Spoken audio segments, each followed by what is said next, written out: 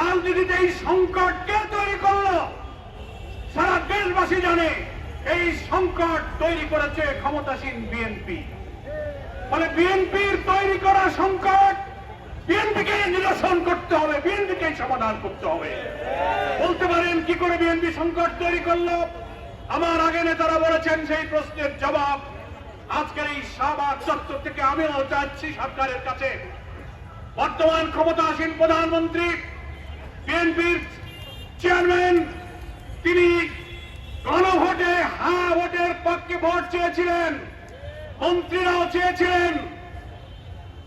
5 কোটি মানুষ হাতে ভোট দিয়ে গণভোটে জুলাই সনদের 4টি প্রশ্নের পক্ষে হাতে জয়যুক্ত করেছে।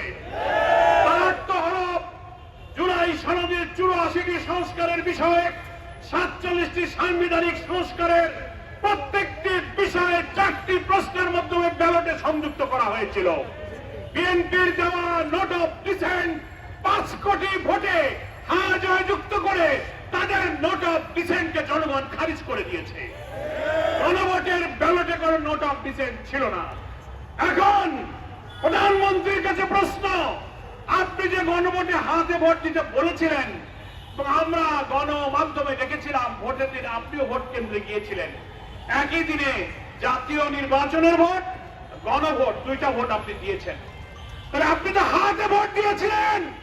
আপনার হাতে ভোট দেওয়ার অর্থ হল জুলাই সনদের সমস্ত সংস্কারের পক্ষে আপনি বলেছেন।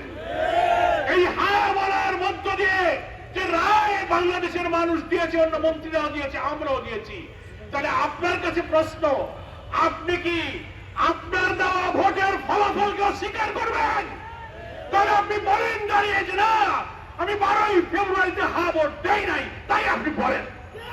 তাহলে এই জাতি বলবে না আপনি বিচারিতা করেননি, প্রতারণা করেননি। আর যদি তা না বলবেন যতক্ষণ, তাহলে আপনার দেওয়া ভোটকে আপনি অস্বীকার করেন সাহস থাকলে মানুষের কাছে দাঁড়িয়ে।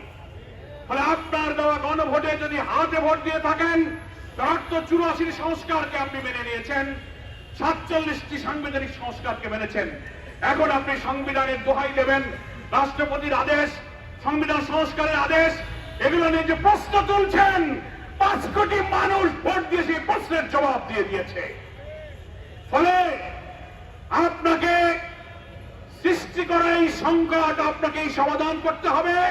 তার অর্থ হল চলমান সংসদে, সংবিধান সংস্কার পরিষদে আপনি শপথ গ্রহণ করুন আপনার দলকে নিয়ে, জুলাই সনদকে মেনে নিন, গণভোটের ফলাফল কার্যকর করার জন্য সেই জুলাই সংস্কার, যে সংবিধান সংস্কারের পরিষদ, সেই পরিষদে আলোচনা করে আইনে পরিণত করে সংবিধানের তফসিলে আপনি অন্তর্ভুক্ত করুন।